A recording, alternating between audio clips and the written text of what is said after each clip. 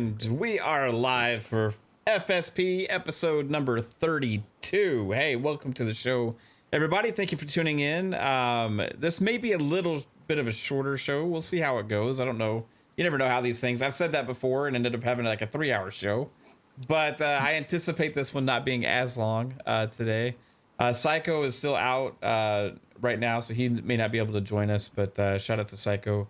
Wherever you are, bro. We got some interesting things to talk about today. We got some cool stuff. We got a lot of speculation on this show to have because we got a lot of events coming up this coming week. So we got stuff on Friday, stuff on Saturday, and we kind of all hammered to death like a bunch of the stuff that was happening last week. So it's a new week going in right now. So it's technically Monday. It feels like Sunday, right? Because it's Labor Day here in the States, right? So, but you know what? We're all here. These amazing guys decided, hey, let's keep the show going and let's do this thing. So joined by awesome, as always, the fuzzy one, Fuzzy Belvedere. What's up, dude? What's up, everyone? Glad to be here. Man, some interesting stuff going in the gaming space as of late, but man, can't wait to jump into it. Yeah. Did you buy the Firefly edition of The Last of Us Part 1? I'm waiting for a deep sale or discount or something. Okay. You know, buy one of the slightly used, slightly abused package ones. Right. Later. There may be some of those going on eBay for cheap. You may want to check out, you know, see if there's any ruined packages out there. And we have the amazingly talented 3-Bit. What's up, 3-Bit? How are you, dude? I'm good, man. I had a great Labor Day weekend.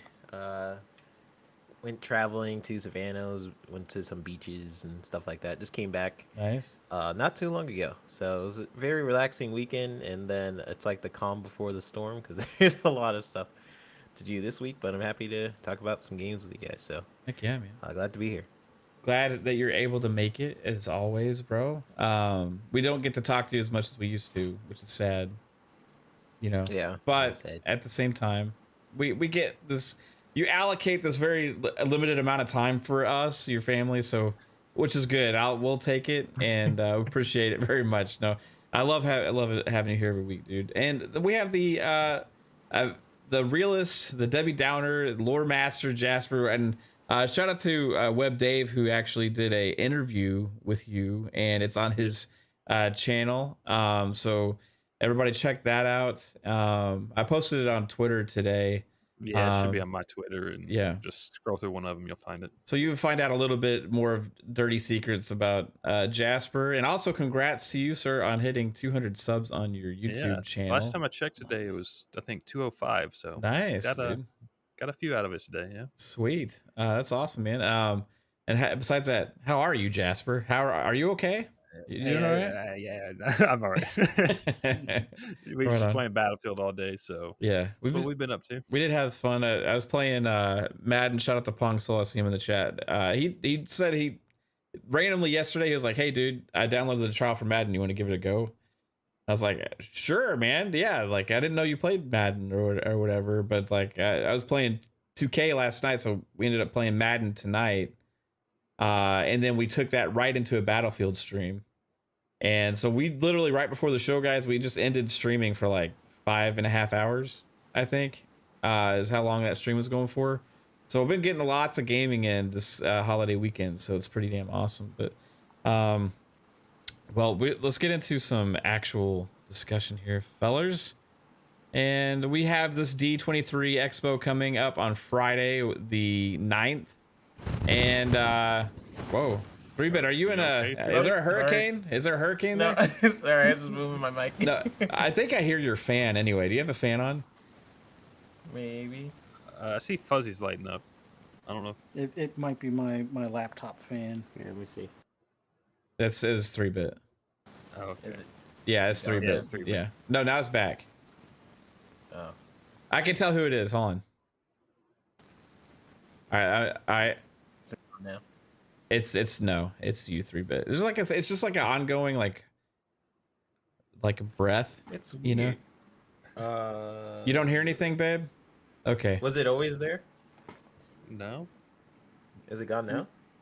No. Kate says they can't hear it in the chat, so that doesn't bother. Like, I just want to make sure. So cool. All right, we're good to go. So we have this D23. Does he? Damn it. Oh, Pong. Dang it, Pong. We have the D23 Expo coming up on the 9th, which is on Friday. And we talked about this before because when they announced it before, they did talking about the event coming up, and they said that the new game from Amy Hennig's studio, Skydance Media, is going to be announced, and it's an ensemble superhero game, Marvel game, right? A Marvel ensemble game. So, you know, that's pretty damn exciting still, if you ask me. Now we're on the cusp.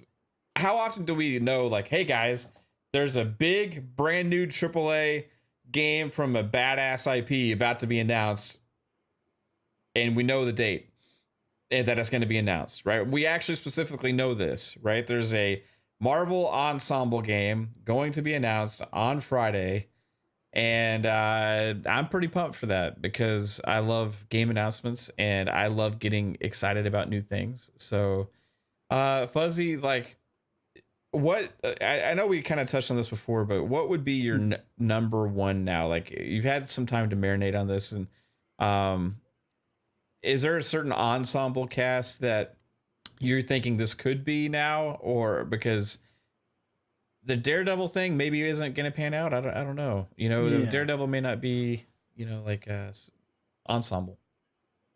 Yeah, I still kind of want X-Men, but I would be fine with like a Daredevil and Luke Cage and characters that they they had at least at one point on like Netflix and stuff.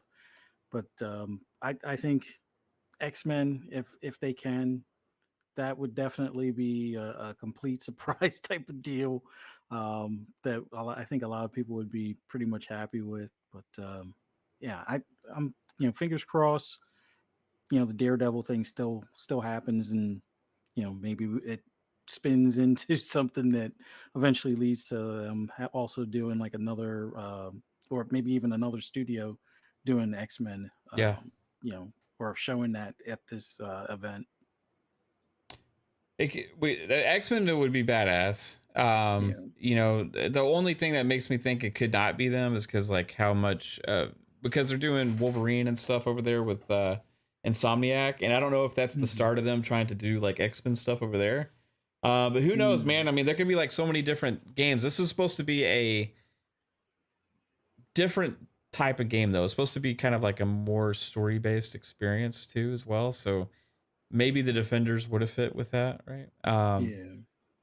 But 3-bit. I don't remember if you were on the show last time we actually were able to talk about this. Actually, I don't think you were. You may even know what this is, so I got to be careful. D23 Expo is coming up. Amy Hennig has a new game. Skydance Media. First off, have you heard any rumors or anything about what could be there? No? Rumblings around Marvel? No? Okay. No idea. So what would you want this to be? There is a new Ensemble Marvel game going to be announced on Friday from Amy Hennig's studio.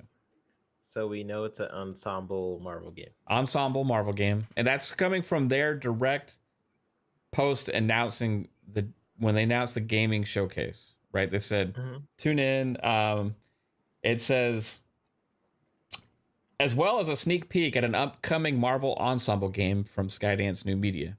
And now we had a show before that you weren't able to be on, and we kind of looked back at Skydance New Media's website and their announcement of the projects they were on and kind of tried to decipher what this could be and things like that. And this seems like it's going to be some kind of action adventure storytelling game that's more oriented around multiple input potential devices and stuff like that as well. So maybe can be played on mobile and stuff like that. My guess is if they are wanting to coincide this with a movie, or basically hype up a brand, maybe Fantastic Four would be kind of cool. I know, like, because they have the Fantastic Four movie in the works, and they tease them. It's phase 6, right? Yeah. So I guess it's gonna be further down the line, but they can start now. Get people hyped for the brand. I don't know. I'm just guessing. Yeah. Either that or I feel like X-Men is even further down the line. I would love an X-Men game. That's sort of like story based. But something tells me Amy Hennig's gonna want to do something not too popular, but pretty popular. X-Men is very popular. I feel like Fantastic Four is a good. You could do like a subgroup of the X-Men or something. Like, you know how there's like different teams in the X-Men. Like I was kind of thinking like, okay, I'll get to the start of it. The start of it is all the evidence we've seen so far is pointing towards like a Daredevil type game. So that's kind of where I'm leaning. Yeah, something like that. Oh, okay. And it's more grounded. So like, yeah, you don't have to. She doesn't have to work with like superpowers and stuff. But just throwing spitball ideas out here, like 100% mile shot, like maybe like Marvel's Runaways or something like that. Just because there's a lot of emotional story you can tell with those characters. So, and she's like a storyteller. So I'm assuming she's looking for like a deep story that she can tell. And I think that those characters would work well for that. I think they're mutants. Or even like, because I think we're on the right track of who Amy Hennig is as a writer. Yeah. I don't know if she would do or want to do like such a big cast like an X-Men. So I think like you're saying Defenders makes sense. Maybe even like Cloak and Dagger. That'd be kind of cool. Like they do have powers, but they sort of depend on each other, and I could play pretty well into like gameplay mechanics too. Yeah. Like I'm not sure, like you just Cloak and Dagger, they need each other to be, to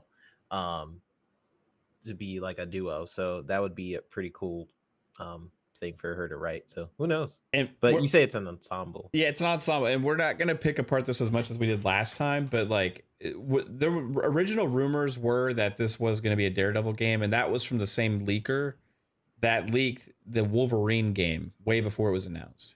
Right? He said that Wolverine was coming to PlayStation, Insomniac. That was gonna be their next thing.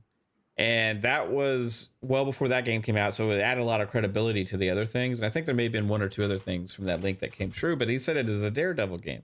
So that's what a lot of us, and I remember me and Pong had talked about that a lot before on a couple different shows, because it was exciting, right? Daredevil's badass, and it'd be pretty cool to get a unique take on that. And but since the ensemble, that's what threw us off. And as like Defenders, like I'm not trying to downplay the Defenders, but like it didn't as well do. It didn't do that great on Netflix, I don't think, that show. And like kind of people were a little down on that whole thing. But I think people, maybe this is an opportunity to see a resurgence there.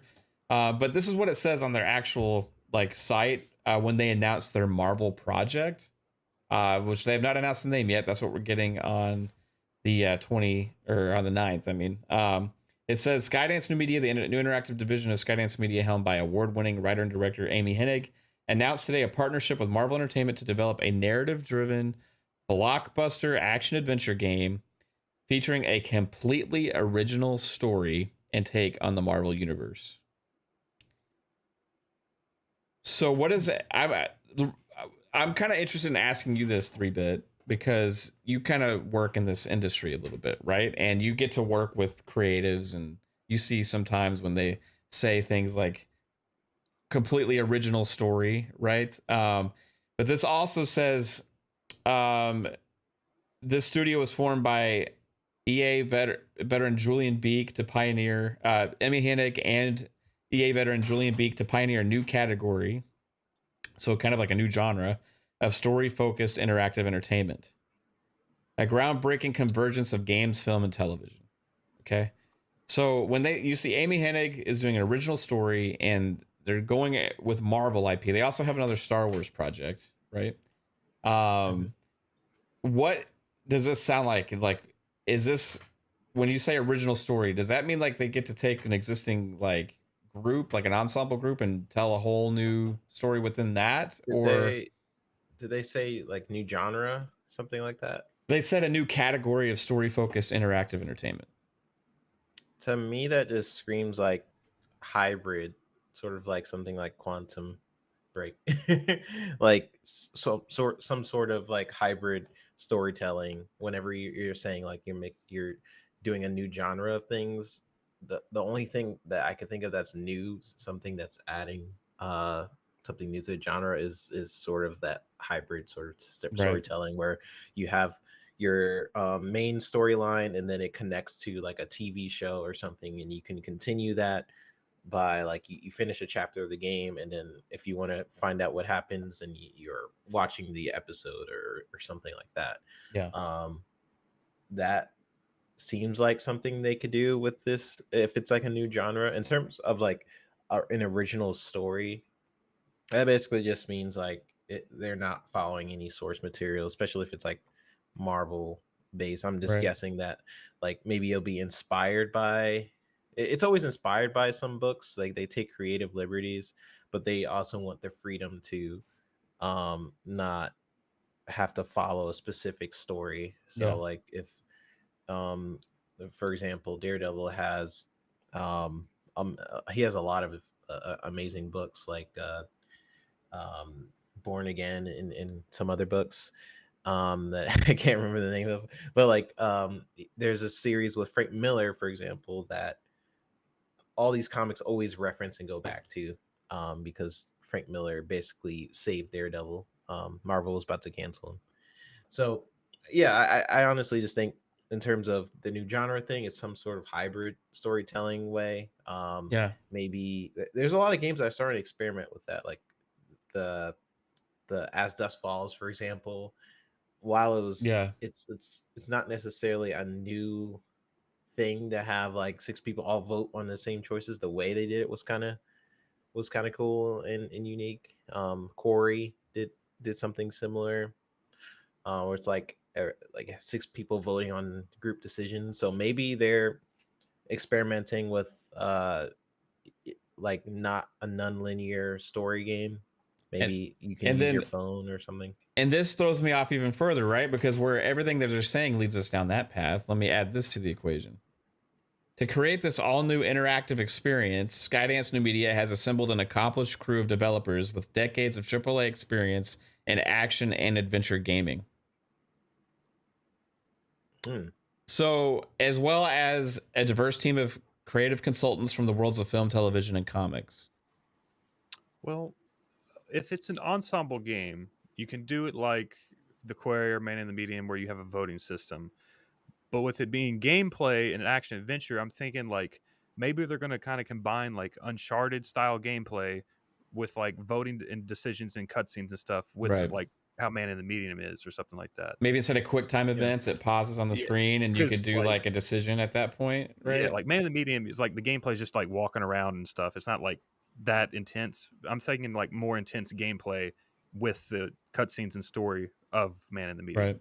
So that'll be definitely new. And that's sort of the line I was thinking. Like if you're gonna have a game like The Quarry or Medium, those games are very like you walk to your path, you click on like an option, and then the fun of it is pretty much where you're deciding things in cutscenes.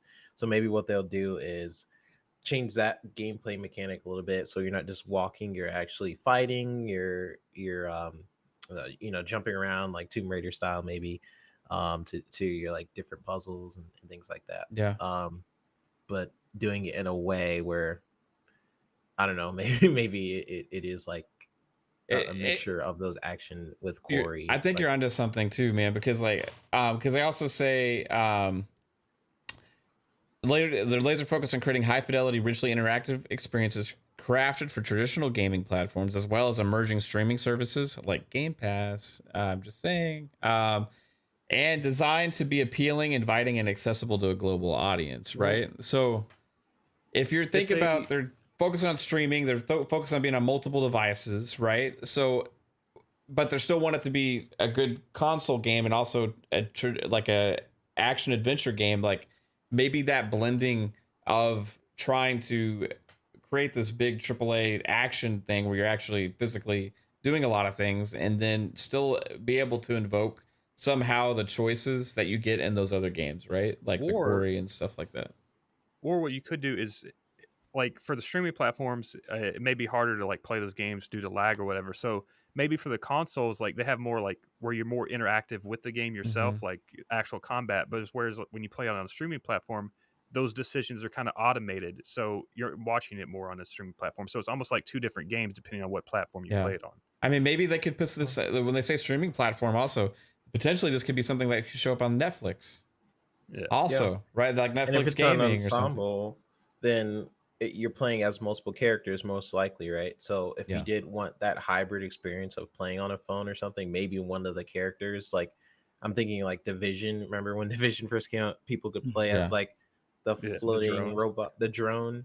Maybe it's an experience like that. Like if you're on a phone, you could play as this character. I can't think of an ensemble that has a character like that, but maybe some sort of drone character and some if you're playing on PC, you can play as these characters, et cetera, et cetera. So I don't know. Let me ask you this: what do you want this to your dream ensemble game, 3-bit for Marvel, but by a AAA studio? I mean, this Avengers, but better. Does it has to be Marvel? Well, that's what this is. So yeah, that's okay. Marvel. Because I was thinking like Justice League would be kind of cool, but the thing is, I want to see Avengers again, but better. Yeah. I actually like the Avengers game. Me, Jasper, we all played the Avengers game, even though we got stuck on the last boss. And I want to say X-Men, but I feel like no one could do X-Men the way I truly want. Yeah. Just because like you sound like Pong the way I picture X-Men is is it'll take years to have the X-Men that's in my Almost head. like I kind of picture like maybe like a Destiny thing where like you just go around the world and like do different strikes, like, and you can pick your X-Men that you go in with or whatever, like as your friends or whatever.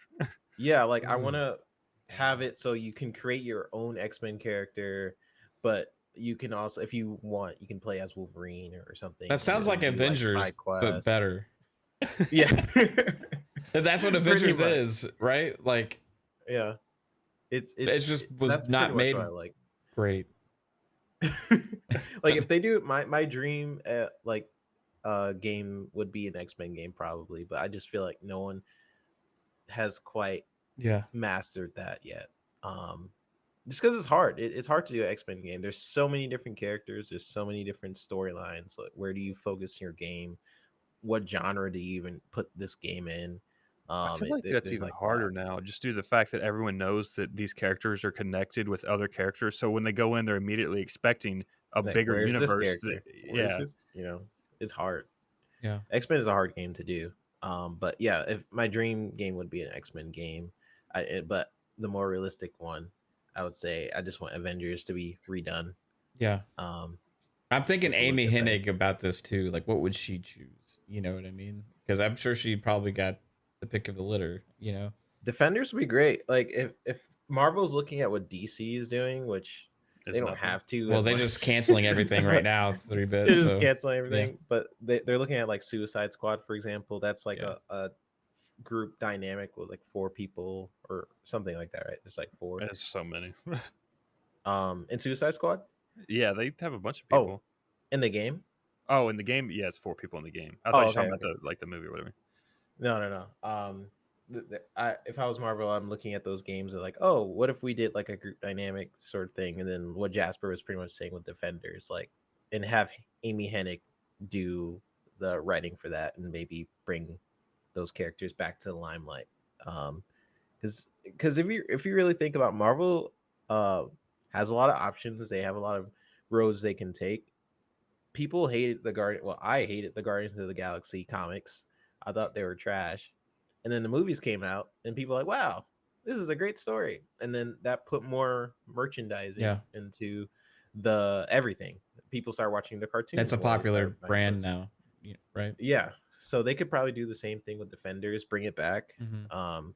You know, if they really wanted to. I Make mean, the it's not game like, really I mean, good. they already did resurrect Daredevil, because like the last Daredevil thing we got before the show was pretty awful with the Ben Affleck movie. Yeah. And then Yeah. then we got the show, and it's like, wow, Daredevil's like one of the great things on Netflix. But then they struck out on a couple of the other characters they did the solo projects with, and then all together, I do know that some people really like the Defenders show, but it just didn't really hit like Daredevil the show did. You know what I mean? Daredevil was great. Yeah. Iron Fist was probably the worst one. When people think of Defenders and they think about how bad it is, I think they're just Looking looking at at Iron Iron Fist, Fist. right? Luke Cage was pretty bad too, I thought. Yeah. Luke Cage. I don't think I finished Luke Cage, but I like Jessica Jones. I thought Yeah. she was dope. She was dope. Yeah. What about what's your thing, Jasper? What do you want to see this be? And we're gonna find out on Friday. So I mean, yeah, that's the thing. I really just wanted Avengers to be better. I don't know like where they go with this, because like the thing is with Marvel IP, we've seen that Disney is open to just letting you do whatever. Like, where is the Star Wars IP? They control the Star Wars IP. Like, if you want to tell a story of the Star Wars, you have to run it by them. yeah, With the Marvel IP, it's just, hey, you want to make a game. We've seen that with Guardians. We've seen that with Spider-Man. They don't care as long as you pay them the money. They'll let you make your game, pretty much. right. So that's where this kind of can go anywhere. Like, do they do the Defenders? Because like maybe they're seeing that Disney's kind of starting to do those shows again with they're bringing back the Daredevil from Netflix, putting him in the shows. Do they do that and like try to hit on that marketing at the same time? I'm not too sure where they go with that, but yeah, I just want Avengers but better. That's kind of the game I want. Yeah, for me, I want I mean, my dream is X-Men, but like I just put it in the back of my brain because it's like too much of a dream come true situation that I don't think it's ever gonna happen. Like an amazing AAA X-Men game, right? Just why hasn't it happened yet? It's like the most popular Marvel ensemble group, in my opinion. It was way more popular than the Avengers was back in the day. It was way more popular than I mean, Fantastic Four for me was like the second most popular ensemble group, and then there was like the Avengers was the third. Because the Avengers, I feel like the individual characters were more popular than the group itself with the Avengers before that happened. And nobody, I mean, Avengers was badass, right? Especially the movies and what the MCU's done with it. But before that, there wasn't a lot of talk about the Avengers out there. It was X-Men, right? There was Yeah, you're right. and there was Fantastic Four and stuff. Fantastic Four was like the start of Marvel, pretty much, right? So I feel like for me, those would be the top two things. Like when you say ensemble, and I think Marvel, I think X-Men, and I think Fantastic Four, right? Or Guardians of the Galaxy game where you get to play as other characters. or Guardians of, but like because I kind of cancel out Avengers and I cancel out Guardians because like those two already happened, right? Yeah. So I'm just selfishly like if I could pick anything, I would say narrative based X-Men would be great, especially with AAA polish. You make it gruesome and like gritty and like tell an amazing story, and because the characters are so unique, right? And then you see Fantastic Four, and you could finally do them justice in a big way because they've been trashed in the movies for so long, right? And we know that they're gonna hopefully get a good movie here coming up in the next few years. But Yeah, I have faith. They'll do it. Yeah, Some justice. for the most part, up to this point, it's been pretty rough. There's been like off and on, like that one's okay or whatever. But Or can we get a game where we play as Hulk and like Korg or something, just like run around and destroy Right on. shit like that? Yeah, like and then there's the most likely choice though. I think is the Defenders still because Amy Hennig and like the choice in the interactive storytelling thing, and like we kind of talked about this last time, thinking about like something like Cloak and Dagger. The more I think about it, Cloak and Dagger would work too. We were kind of thinking like a LA Noir type thing, right? In a way, right? You know, LA Noir was made by Rockstar on the 360, and that was a fantastic like 50s era Hollywood like detective game, and you know, completely forgot about that game. And Daredevil, you could, if you took Daredevil to Defenders, you could do some interesting things like that. You center it around Hell's Kitchen, and you know, you could have a really cool story that's kind of more serious toned and stuff. So we'll see what it is though, man. I have no freaking clue. 4 more days or whatever. So or Yeah. 5 more, whatever it is. A shout out to Noof Nukem in the chat. Shout out to Talos Ray. What's up, Talos? The Deccaddo, how's it going? Insane Cakes, how's it going over there in the Bethesda lands? Spidey, how's it going? Spidey, Jigga J, what up? Focus Active, how's it going? Boba Fett Gaming, Def Leopard, how are you? RWK88, what up? Vik The CLiCK, Black Card, Boogie Man, how's it going? DS Omen, what up? What up? Oh, lots of awesome people here. Andrew Colinane. I see names from people that are watching our 5.5 hour stream earlier too. Shout out to Marlesco as well. That's Caitlin, lovely wife. Caitlin, what's up, baby? There's Tuku Nagula. What's up, Tuku? How's it going? Yeah, if I missed you, sorry guys. So Rob, Bethesda doing great. Death Lord Strong, right on.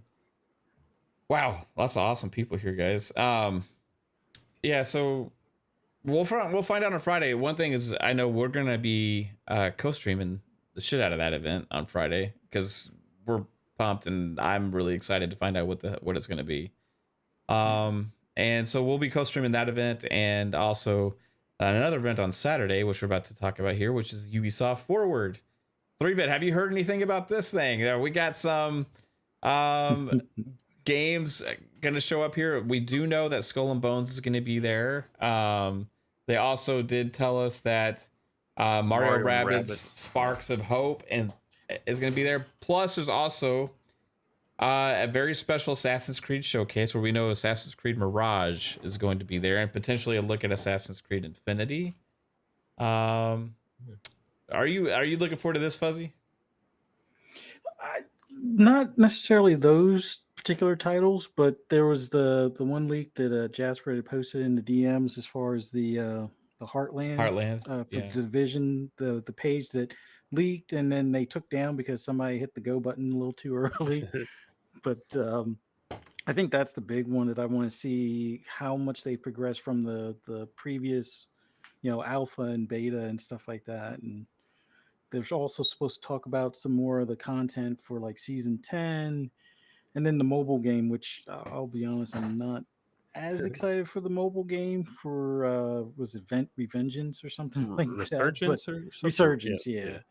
But it's just it looks like it's Division 1 on mobile, and I really love Division 1 to the point where I almost wish Division 2 had snow, or they would just do like a HD you know, resolution deal for Division 1 map, and then add that to Division 2 as like additional content and stuff. But yeah, Division's the main one that I'm looking forward to.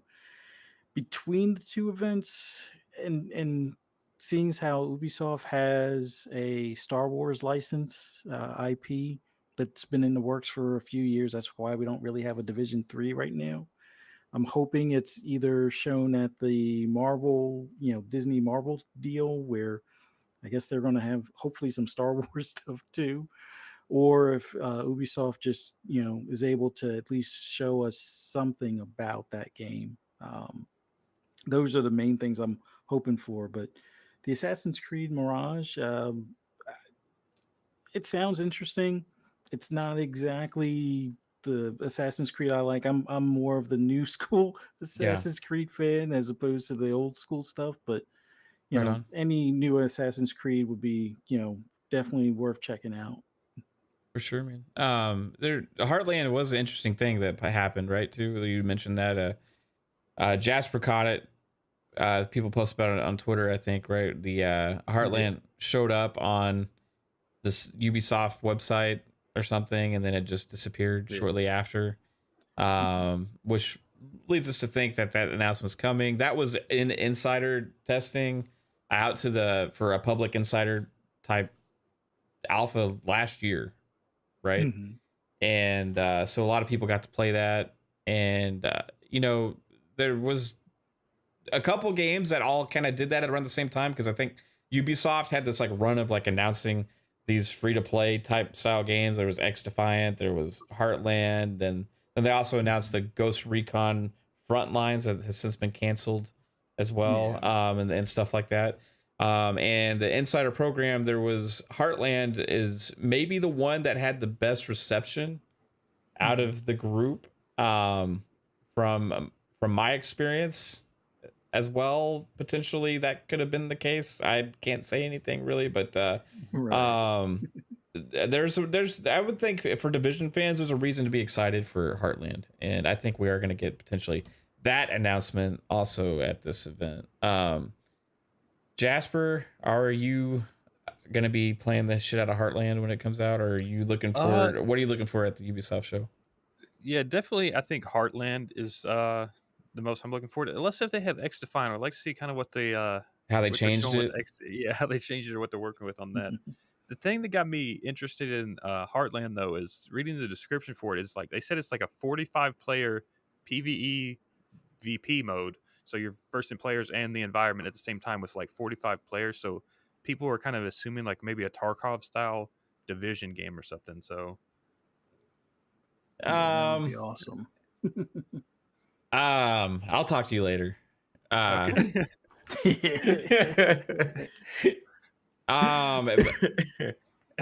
Like this is definitely from the advertising that we've seen, this is definitely a Division type experience, right? But it is a game that is based around like battle royale mechanics that they've advertised it with as well, right? And stuff like that. So we'll be able to hopefully talk more about that on Friday. Well, I mean, I'm assuming you've played it probably like a year or so ago at this point. It could have completely changed, right? Yeah. So I'm wondering if they maybe saw the hype with some of these other kind of games and they're like, let's try to rework our mechanics to match that. Yeah, maybe so. Maybe. Shout out to Jigga J, hit us earlier with a $2 super chat. He said someone needs to make a badass X Factor movie game. The singing competition? No.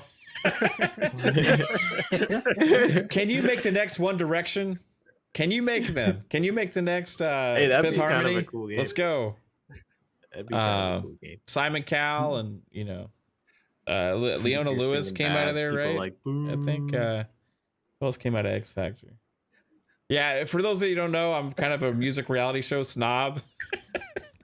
I used to watch so many like singing competition shows. I don't know why I like them so much. But 3-bit, what's going to be at the Ubisoft Forward show? Well, What do you think? what I said last year was they, at the last moment, they didn't. They took out a lot of stuff. Right. They took out a lot of stuff. So a Stuff lot that of you stuff may have for worked this on event. last year. Stuff that I definitely worked on. No, Mario Rabbids is here. Mario Rabbids is there, and I did do some title work for that, so I'm excited to see that at the event. But for this event, dang, what can I say? Did It's gonna be I don't cool. want to get you in It's trouble. cool. Did you work on stuff that's going to potentially be here? Yes. Okay. Besides that. Besides Mario. Okay. Rabbids. So and that So I don't want to get you in trouble. You know what I mean? So yeah, it's all good. It's gonna be a pretty good event if the stuff they were gonna show last time. That they're showing this time. Last time we got Rainbow Six Extraction was a big focal Which point I at the did. Ubisoft Forward. You did the title cards on that, right? And that came out day one in Game Pass, right? Yeah. We know that there's a lot of stuff happening at Ubisoft. We know that they have a lot of different projects in the work. We know there's an Avatar game that got pushed back. That we know Skull and Bones is set to drop this year. That they've already said that's coming. They said we also know that they have a Star Wars game in development from UB Massive as well that we have not seen anything on. We also know that they have 2 Assassin's Creed games, Mirage and Infinity. And then potentially we know even a little bit about Infinity due to leaks about some of the locales, potentially one being in Japan with that. We know that they're working on a Splinter Cell remake. Right, been working on Beyond Good and Evil 2 for 15 years. Beyond Good and Evil 2, which is they finally hired some staff for that. And then we also got a hint of Assassin's Creed 1 remake that would be using the Mirage assets that could be potentially part of a DLC or something for Mirage down the road as well. So with all of these different projects in the works at Ubisoft, but also all the turmoil that's been going on there because it's been very unstable at Ubisoft for the last couple of years. Who knows what the hell we're gonna see, right? Because they got like so many developers and so many studios and so many games in the works. With Just Dance, and there's some dancing animals or some shit. Well, you're gonna see Rayman. They're gonna be at least dancing a little bit, right? So, but when is it time? And there'll be surprises for me. I'm sure too, because I left Ubisoft. When was that? 6 months ago. 6 months ago. So it was a while ago. I think of 5. When was the last showcase? I left pretty. E3. Was that E3 time? I don't know. The Ubisoft Forward conference is around the time it was last year. I mean, it's a year ago. So that was like last year. Yeah. So it's been some. I think time, you stayed there for a few months after that. Yeah, it did. So it was around whatever time I left. I'm sure there's like a lot more from when I left. And who knows? I mean, we know that there was like 4 games got canceled or something as well that were not announced. We know that Frontlines was canceled as well, and we know that there's also 2 rumored mobile games in development. So. But even between, like, when is it time for like Ubisoft and these studios to start showing their stable of stuff that's coming? Because Ubisoft, I mean, again, they showed Beyond Good and Evil 2 8 years ago at this point or whatever, so they can just show whatever the hell they want, and you'll just have to wait. Is it because when they announce a game, they don't know what it's going to be yet? You know what I mean? Like Skull and Bones went through that too. They announced it for forever ago, and it's finally going to hit this year. That was going to be. They just reworked it a bunch. Right. They reworked it like 3 or 4 times, right? Yeah. And we finally get a $70 free-to-play game. I agree with the Beyond Good and Evil 2 thing. I don't think they knew what that was. I think they were just waiting on like next-gen features from the new consoles to make that. And they kind of teased it a little too early. Yeah. Is this the time to know what the limits were? Is this the time when we see Ubisoft Plus finally show up to consoles and they start advertising that with these games here? No, It would like make sense. I we mean, found out that was coming like what in like February or something like that, or January. We found out it's coming to consoles, to Xbox, and still it's been radio silence I about don't that. see them like announcing that shit on stage. If Ubisoft's just gonna be like a blog post one day. Maybe before the show. You think? The reason is because if they were to do the announcement before the show, then anything that they have at the showcase, they can promote it with the marketing. They go, and it's coming to consoles day one with Ubisoft Plus. You know what I mean?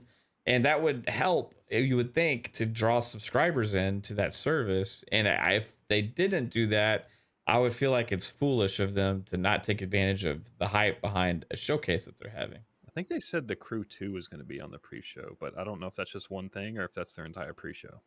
No, they had said other things as well, because Okay. I have the it says the main show kicks off at 9 p.m. CEST, 12 p.m. Pacific time, and will broadcast on YouTube, Twitch. Oh wait, okay, no, here we go. It says even more updates. Be sure to catch our pre-show starting at 8:35 CEST, 11:35 a.m. Pacific time for news on the latest seasons, characters, and content from your favorite live games like Brawlhalla, For Honor, The Crew 2, Anno 1800, and more. So they're using like the pre-show as like content update style show, and then they're using the main show for at least three games, right? With Assassin's Creed stuff, Skull and Bones, Rayman, and Skull and Bones, right? and Mario Rabbids. Yeah, Sparks of Hope. Yeah. So those three. So three. There's Skull and Bones, Assassin's Creed, and Sparks of Hope. Right? Is there another one? Like we're missing one. We're not. I don't think we know we are. Division is there, but Heartland, yeah, but they didn't say it, right? So maybe that's supposed to be the surprise one. The one more thing. Yeah, I hope that's at the pre-show. Avatar. I mean, we'll see. we know that was delayed, so I don't really expect to see that here. But it's just If it was only delayed into early 2023, though, right? So when's their next opportunity? The Game Awards? There's not going to be a lot of shows left to show some of these things off. There's no more shows with Microsoft, right? Unless they have, they could of. announce one that we don't know of one right now. Tokyo Game Show technically, but yeah, that's not going to be there. So this next week or two, we're going to get a lot of different little random news and announcements, I think, because anytime the new Rainbow Six. Yeah, it ain't happening. Solo. That ain't happening, bro. Like I want so bad. I want them to completely like go to the Clancy brand and be like, let's just go ham on these and reboot everything and go big, right? It deserves it. You know how popular that shit would be? You know, it boggles my mind that that's not what they can see. You know, like hardcore shooter, serious tone, amazing graphics, great gameplay, and solid multiplayer modes. And they just like reboot, or like they try and reshuffle all these things into these live service situations, and that we don't know how to monetize this. So we're just gonna say fuck it. I don't know. Like, it's amazing that they don't understand what the gamers want, and that's Ubisoft's biggest problem, because they think they know based on analytics. Well, but they don't listen. What were you saying, Fuzzy? No, I was going to say, I think they're like caught up on the whole Call of Duty type model or Fortnite model. Like they've focused on trying to monetize stuff so much that they forgot what kind of made them what they are to some extent with the Tom Clancy license. Like you said, all they would have to do is just, whether it be a remaster or a reboot, but just focus on like the core gameplay that they had for like your Ghost Recons, like your Splinter Cells and things. Yeah. So I mean, they're aware, Fuzzy. They are definitely aware. It's not. They just don't care. Is it like the upper management or it's yeah.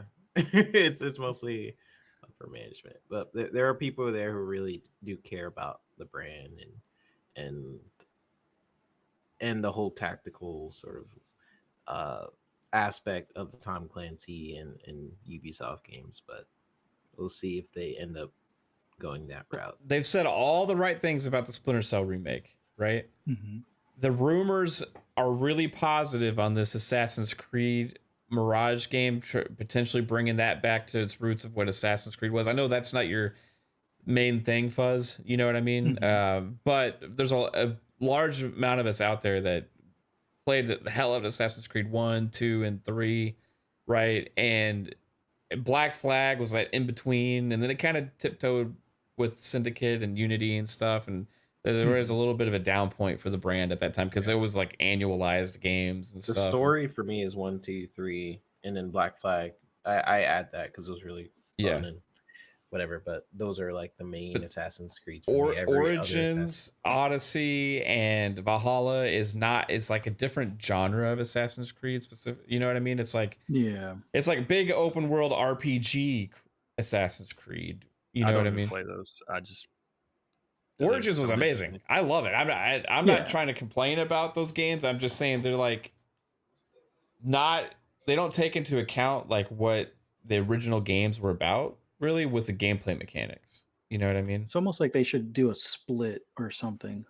Have those kind of be their own type of thing, but keep them somewhat small. Like Valhalla just seemed like it went too far as too much of rinse and repeat type stuff. Odyssey was like a good balance, but I think Origins was like the perfect balance. Not too much grind for leveling up your gear or your character, but Valhalla was like, oh, you can have all of these different builds and you can level up your character into infinity. Something different besides Assassin's Creed. Yeah, it should have been like I don't even know what they would use from the lore to kind of rename it, but they should have just called it something other than Assassin's Creed. Maybe Anubis tour guides or whatever the case is, just something different. So that way, for those that prefer the more RPG style, could focus on those, and then keep the the core gameplay for Assassin's Creed for the fans of the more stealth driven I mean, like type of gameplay. On what Relski just said, like I don't think I could go back to the old school AC.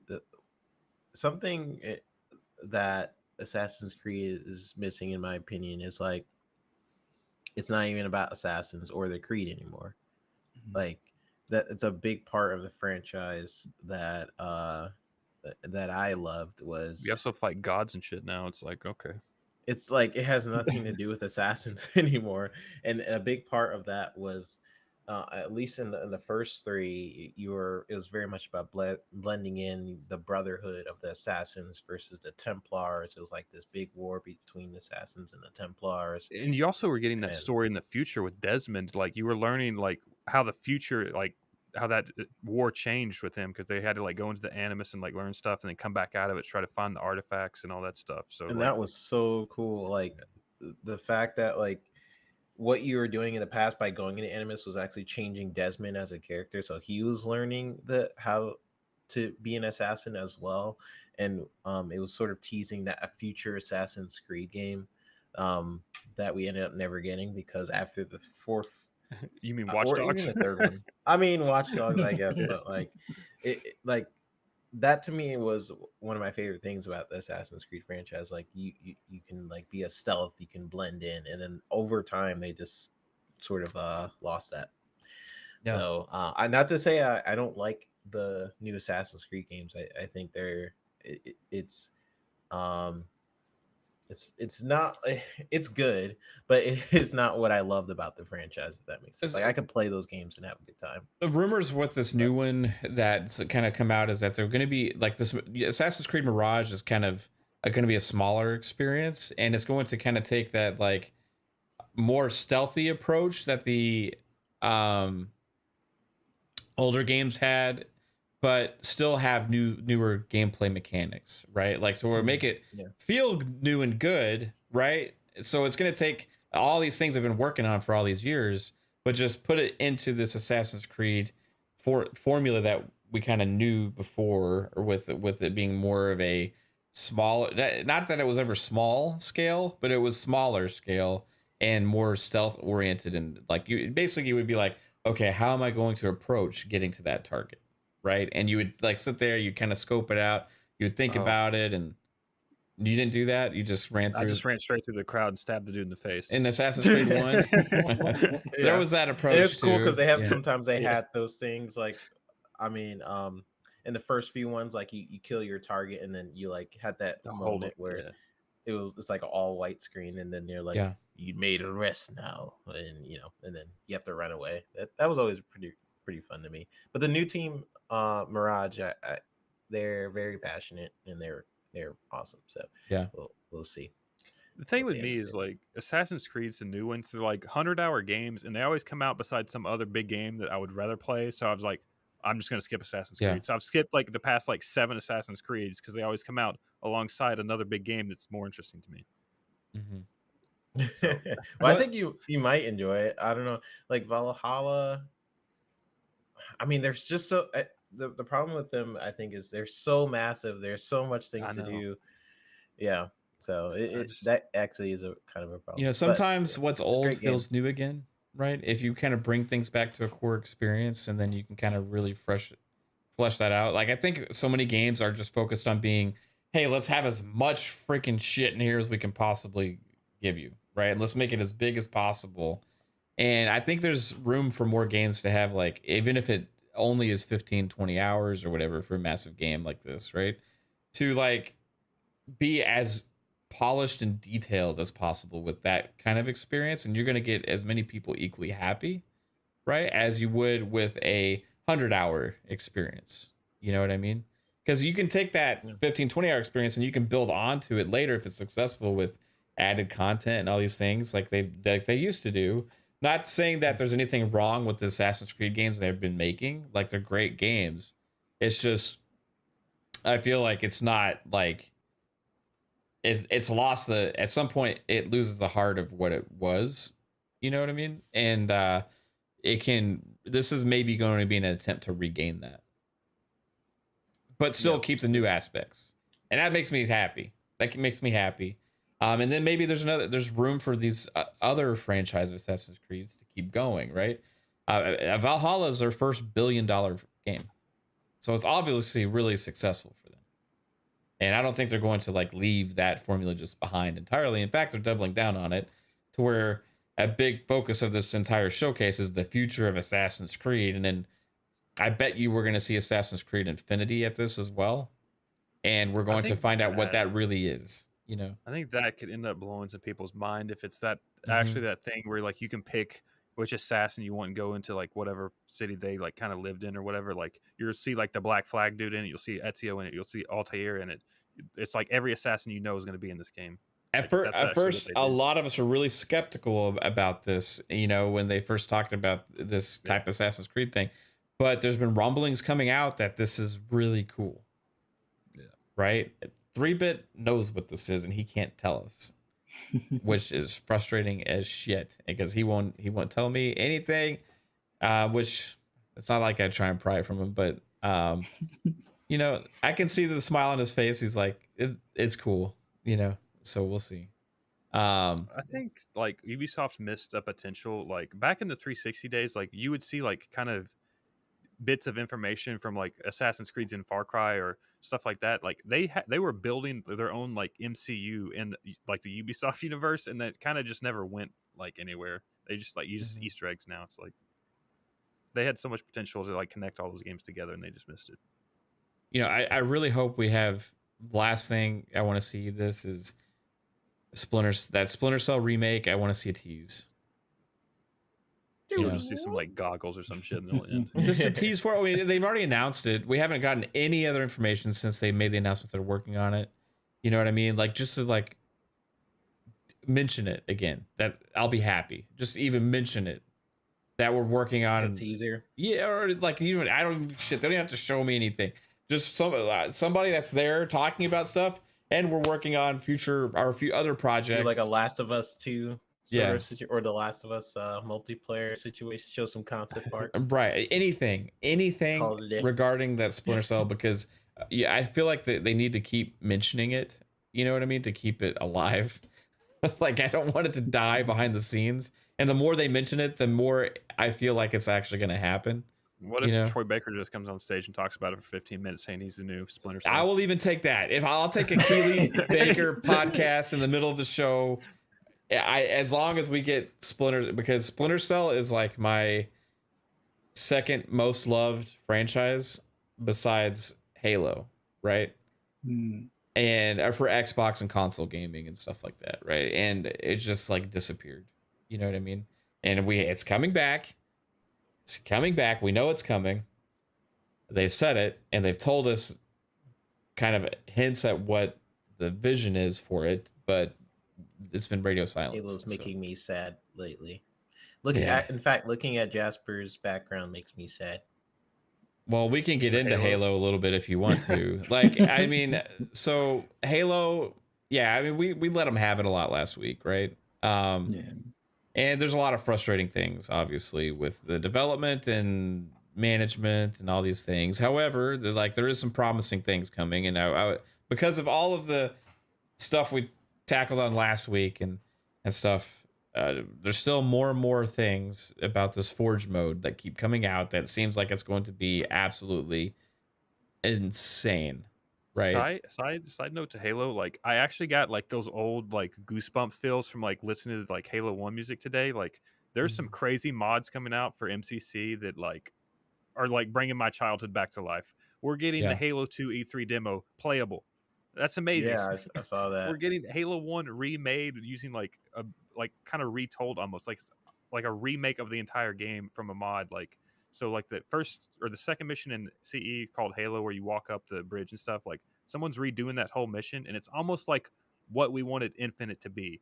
It's like just mind blowing. Yeah. Like the mods coming out of Halo right now. That Forge leaks are just absolutely mind blowing, right? Like See someone made Toy Story.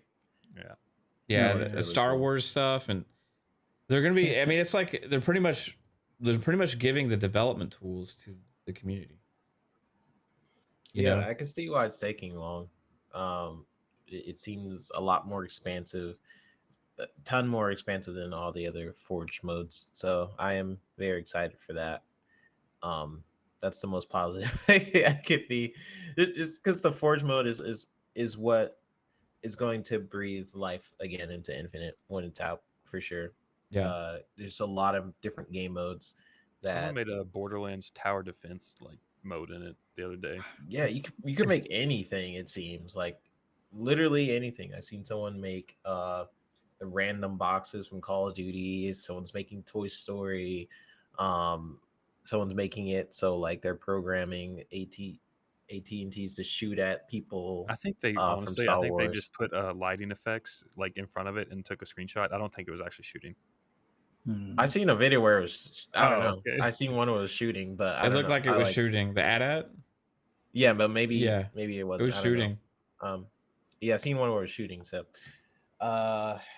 there's so much they could do with Forge, and that's why a lot of people did want it early on. So, like, let's say you're done playing all the multiplayer maps, and you're like, okay, let me try something else, and that's always that really good fallback sort of mode, for Halo, and it always has been. But you can only speak to what's coming out. So I know it's slated for November. Yeah, I believe. if Yeah. it doesn't So- get delayed again. If it doesn't get delayed again, I'm looking forward to that for sure. I'm very disappointed in their team, and these are my views alone. I have to say that, but like, I'm just disappointed in their output as a studio, especially when compare it to a lot of other people who are working during the pandemic and still able to churn out some content. This is a big franchise. I was wondering why Halo wasn't at the big show for Microsoft, like the showcase, whatever. You had Redfall, you had all these other games, and Halo wasn't there. And I was just like, why? Why isn't it there? That's weird. Oh, maybe they're gonna do they're about to release season 2 or some stuff for season 2 and stuff. So maybe it'll be at the extended showcase. Then it was gone from that, and I was like, what? This is weird. Like Yeah, to me, we it was let them really have weird it 'cause- around to E3 time because we thought that like there's Yeah. no reason that Halo but it shouldn't be there, but we found out obviously why with Yeah, their we found out why. winter update news. Yeah. We're getting so in November we're getting campaign co-op, Mhm. not split screen, that was canceled. We're getting the Forge editor, and we're getting 2 Forge maps that look really good, and we're getting a free 30-tier battle pass. And overall, if you just like look at that, I'm like, okay, that doesn't sound bad. You know what I mean? But it was just the way I think they delivered a lot of it, and with the cancellation of the split screen co-op, kind of slapped some people in the face. After they've been promising it and stuff, when it's working. Also, like people can play it right now. In if you do Sucks. certain workarounds with like the insider program with the campaign co-op. Online you can glitch it out and you can play 4-player split screen co-op and it looks normal and works fine according to the people that are playing it. So that was kind of the weird This thing. makes it so embarrassing. Yeah, like For- even Mint like, Blitz, why? one of the biggest Halo content creators out there, like posted videos of it working and stuff. So but regardless, like for me personally, I didn't really give a shit about split screen co-op. So Yeah. for me, it doesn't really affect me. I'm not going to be like, oh, like screw them for doing that. However, I know a lot of people were excited for it, and it sucks for those people that bought it with the promise of that coming, right? I However, wanted to play with my dad. That was like Yeah. a thing we would always play all the Halos together. But you and still then can. with each Halo. With it's just getting the harder. silver and the harder. silver lining here's one aspect of this, right? Like, okay, so you have Fortnite got launched into the cloud thing, right? And you also have Game Pass. We know the Game Pass Ultimate Friends and Family thing is coming, right? Mhm. And with you can play the games on the different devices in the cloud and all these different situations, right? And it's getting better and better. Maybe like it's not going to be less likely for in the future for games to have split screen because any screen in the house could potentially be the second screen. You know what I mean? Like you could have a phone, a tablet, and a TV with the application or whatever, and one family pays for the plan, and you can all play Halo and on your different devices. You don't even have to share the same screen, but you can still sit next to each other and play the game. So it potentially, like in the future, I don't really know if it's going to necessarily have to be that way. A lot of games already do this. Like look at As Dusk Falls, right? You're doing a lot of people are playing couch co-op on that Mhm. using 4 different input devices, right? Which some are looking at on the screen or whatever on there. And you have interactivity things with streamers and their communities and stuff. So there's different games and different ways of doing things. I think like this is just a silver lining with that maybe that'll be a way that people can still get that couch co-op Also, experience with Halo. If you have 2 Xboxes and you have 2 TVs and you really just want to play like just System Link or something, Yeah, but that would don't require have 2 2 Xboxes Xboxes, unless you have the app on a device or they come with a Yeah. streaming stick. Or that's this thing right now. It's not as accessible as it needs to be yet still for a TV without an Xbox, right? Unless you buy a Samsung TV. If you have a Samsung TV right now, a brand new one, you don't need an Xbox. You can access Halo Infinite and all those games without even owning a console, right? They should have made a deal with LG. I feel like more people own LG. But yeah, that is really cool that it's on Samsung TV. I haven't played split screen like legit with someone in so long. The last time I played split screen was just to like boost achievements on a game or something by myself with 2 controllers. Yeah. It's like- I just played when I was in Savannah. I played Fusion Frenzy with it was me and my girlfriend and her sisters. And we played like I was just looking for some party game to play with everybody, and that game is still a lot of fun. Yes, you definitely check that game out if you haven't played it. It's old. It's but only local still- though. It's only local. Yeah, it's not online. Yeah. Sucks. Yeah, and I mean, I think criticism is fair of 343, no matter if some people don't like to hear it or not. You know what I mean? Like it's one thing. Like obviously, respect the developers right? And we obviously appreciate everybody's work that works in games and stuff, but like at the same time, like there's still, it's okay to be disappointed and to criticize things. Like we're criticizing WB Discovery for canceling things left and right now, right? Like we can criticize several that we criticize Sony all the time for their horrible actions and things that they're doing to the consumer, right? And we criticize Nintendo for a lot of things. And where's Metroid Prime 4? You know what I mean? Like where the hell's that? That's what you're criticizing. Well, they're even where I try not to bring up Nintendo too much right now because they piss me off so damn much that the conversation is hard to keep in a positive way. Splatoon 3 is coming out on Friday, Nintendo fans. I'm glad that's coming out. I'm sure you're going to enjoy the next Splatoon game, and it's going to be great for you and everything like that. But like, we criticize everything so much, but like some people just get so upset when you bring any criticism towards like a development team or whatever, and it's just like strange energy that people don't allow criticism or can't tolerate criticism of certain studios or brands because they like them or because they feel like it's unwarranted. But when it's not, it's clearly not. I mean, it's clearly not when it's an ongoing situation. It's okay to be disappointed in the lack of content in an entire year of a game's life cycle, right? I feel weird about it sometimes because like I like it's in same case, for example, he's a developer. Yeah.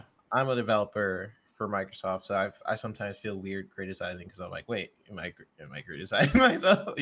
But like it's okay to criticize things. You could be a fan of things and also you can criticize things. Like there is room to be respectful of developers because these developers are working hard for your content, but you're also a fan, and if they fail to deliver something, or if they are overcharging you like Sony, if they're doing these little things, you can, you're a consumer, you have right to say like, hey, you're kind of screwing me over here. Well, I don't like criticize the devs. I just say, hey, DICE, this is bullshit. This shouldn't work like this or something like that. Yeah. Well, it's not like, hey, damn it, Tommy, in programming, you fucked my game. It's not like it's not targeting developers. Yes, it's exactly. more so the game itself. Like I love Halo, the universe. I love the universe of Halo. So when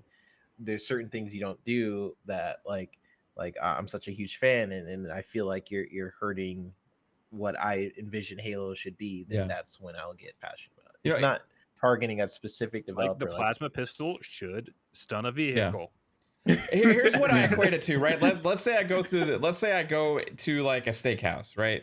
Or like somewhere, and I go and I'm like, I pay 60. Yeah, here we go. You're gonna love this one, Jasper. I go to a steakhouse and I pay $60 for a steak, right? I'm like, yeah, let's get this awesome steak, and they tell you beforehand, oh, the steak comes with this. It's gonna come with this. It's gonna come with this. Right? Oh, awesome, man! I'm set. You sit down. They're like, well, we're only gonna give you like 3/4 of the steak right now. We're gonna give you the other 25% later in the meal. Don't worry, right? It's coming. I promise. Like by the time you get finished with this steak, you're gonna get the rest of your steak, right? They're like, okay, wow, that was a great steak, but I'm missing the other. Hey, is it coming? Give us more time. We're still working on it. Oh, I'm still hungry, man. I'm still hungry. Here's some mushrooms. Where's my steak?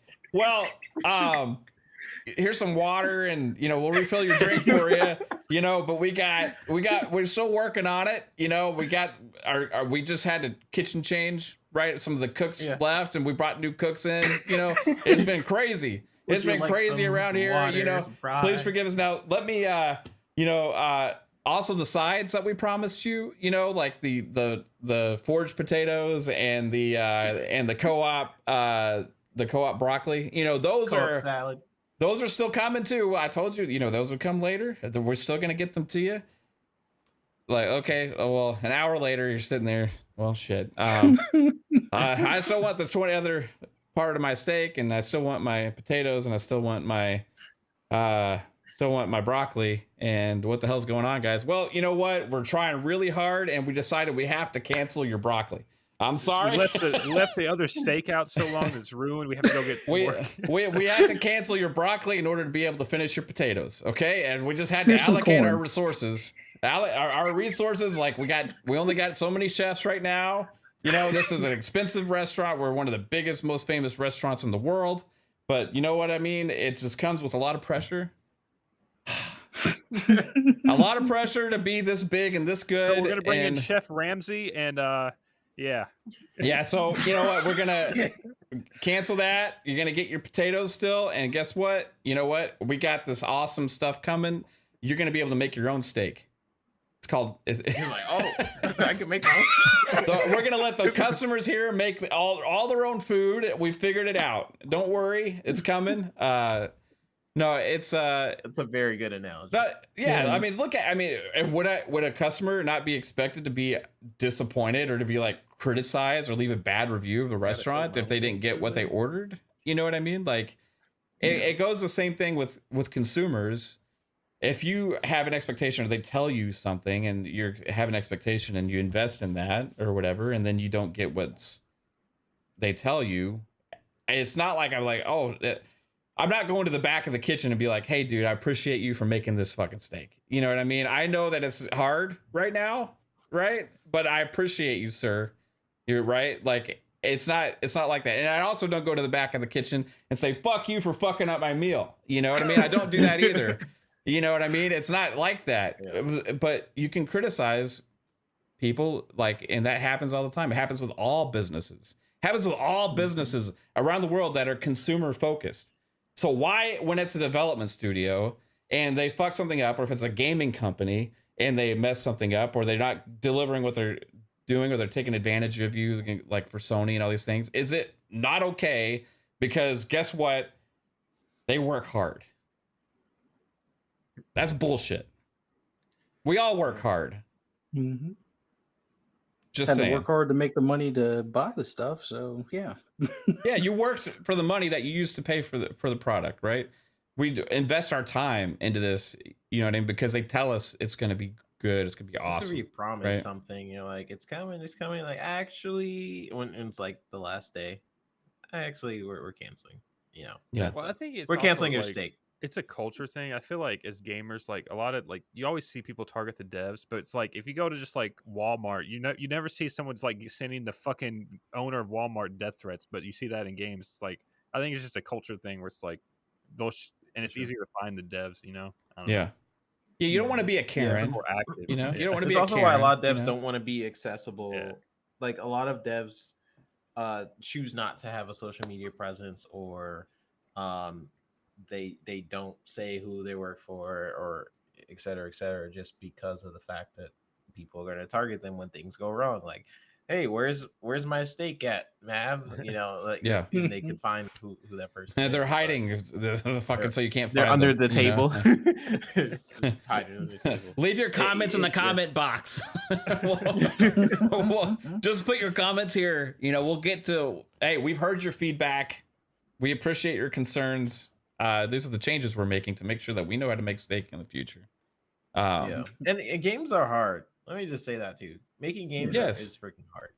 I'm sure it is. And I'm not necessarily making excuses for 343 because look, you guys, yeah. But making games is extremely hard. My whole thing, if anything to take away from this, is don't attack the devs. But overall, you can criticize things, and you can do it fairly, you can do it respectfully. But when you screw up, like, say like, hey, you screwed up this game, make it better. Here's what you can do to make things better. Like, if you just don't say anything, things are never going to improve. If you constantly you're just telling a studio like, oh, they're there, it's fine, they're not going to do anything with that. They're not going to improve anything without feedback. 343's been having this fucking conversation for 10 years. I know. Yeah, I know. 343 is another ball game, in my opinion. But there are talented people working at 343. There are a lot of passionate people working at 343. But goodness gracious, guys, that's my favorite franchise you're messing with there. It could be any other thing, but Halo, you guys get it together over there. Yeah. It's just, I mean, it that being the #1 franchise, it should be handled on the Xbox box just a little bit better. The core gameplay is excellent. That's a positive. We can also critique, and when part of critique is giving good criticism about the good critiques about the good things in the game, right? Gameplay is amazing in Halo Infinite. The graphics are great. I actually really enjoyed the story. There's a lot of things to love, right? And they built a great core experience. The issue is purely based around the support of the game after launch.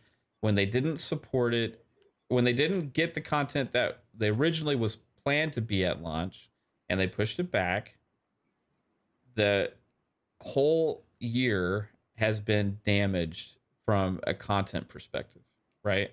From them with a live service game, right? Because a lot of the content that could have been there at launch in a regular standard version of a Halo game was held back or being worked on later for live service content, and they are not getting that content out at a regular rate, which is supposed to be 3-month seasons, right?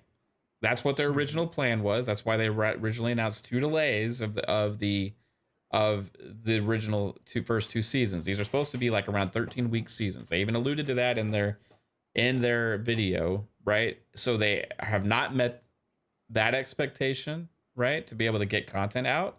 So who do we blame? Do we blame the programmers and the coders and the artists and all these things? No, it's a lot of the benefits from that engine.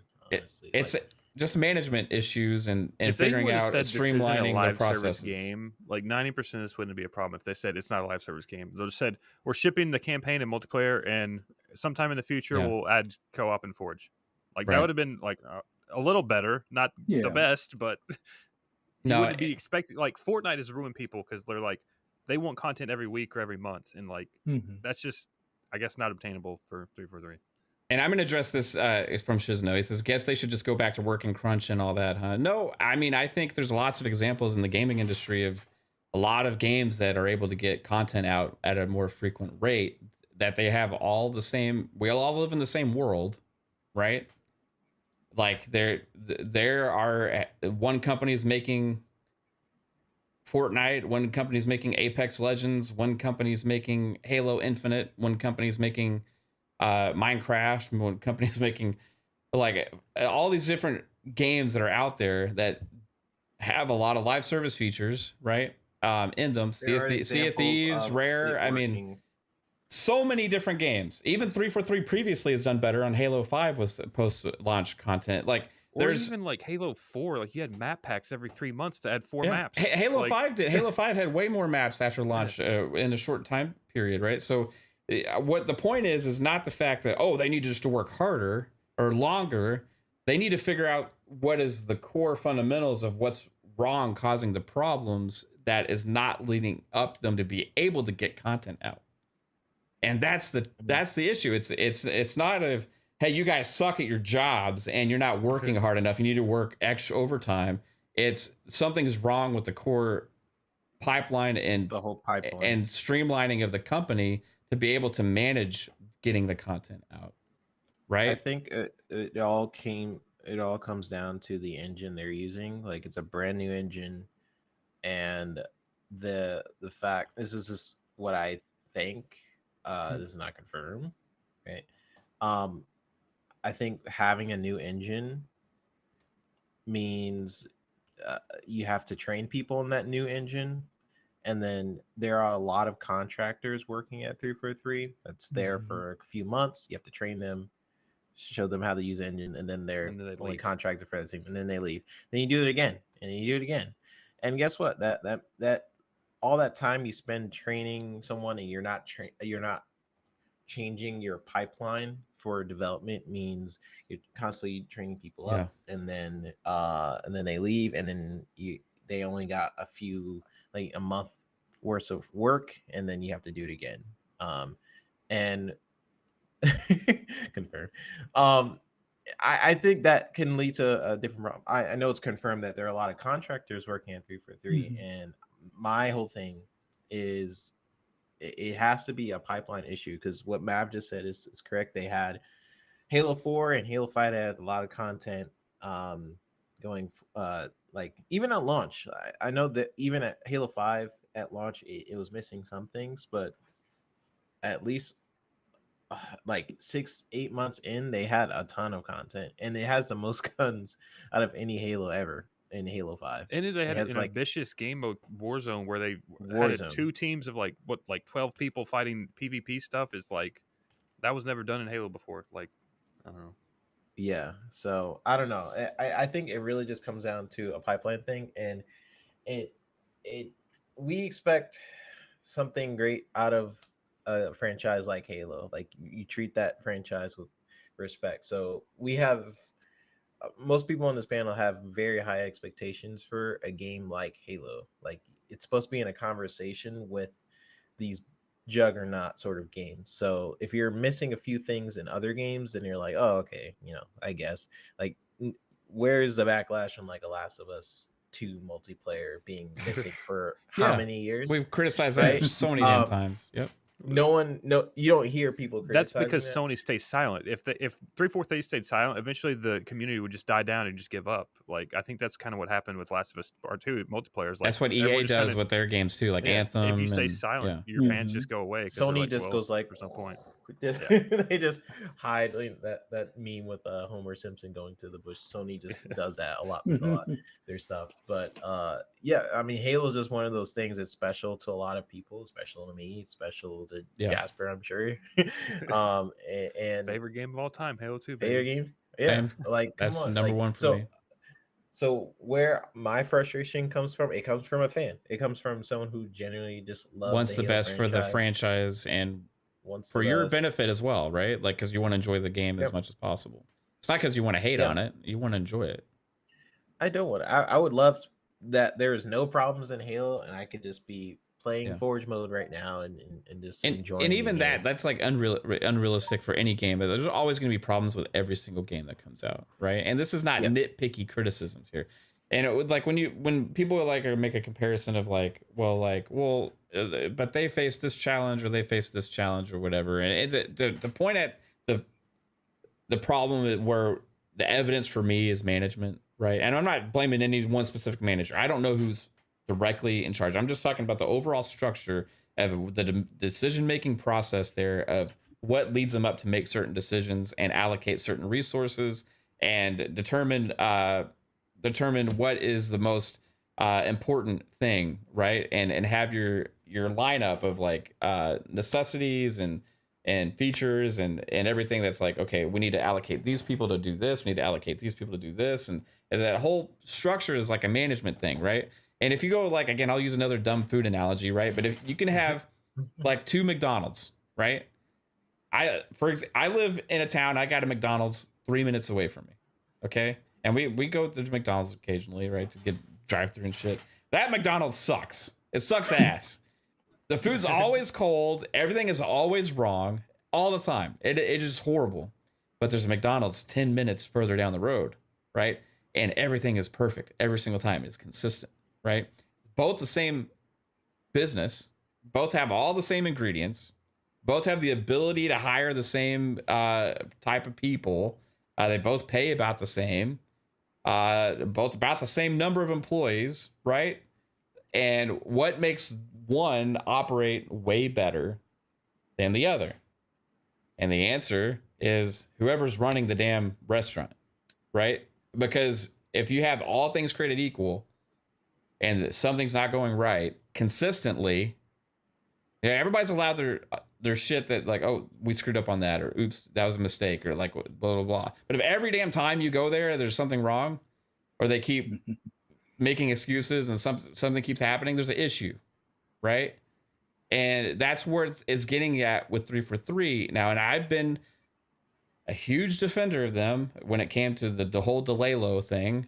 Remember, I was like, don't delay it. We want it. I was like, delay it. I was like, you know what? They're going to have so much content coming after launch. It doesn't really damn matter. You know what I mean? Because it's a live service game. That's what's best for Halo because it's going to keep the community involved and engaged for a long time. We're going to get that. And we're going to get co-op in a few months. We're going to get Forge in a few months. And by that time, community is going to be so behind it. Well, guess what? delay after delay after delay of seasons and small content within those long seasons, really as well. For 6 months, to only have 2 maps twice. Now the second group of 10 months is actually 10, right?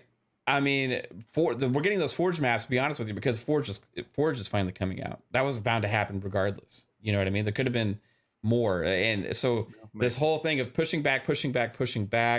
Oh, well, we can't do this because we're going to have to cancel that. It's just reasons to give criticism on the operations that are causing these problems, right? I love Halo, like more than any other game franchise ever. Yeah.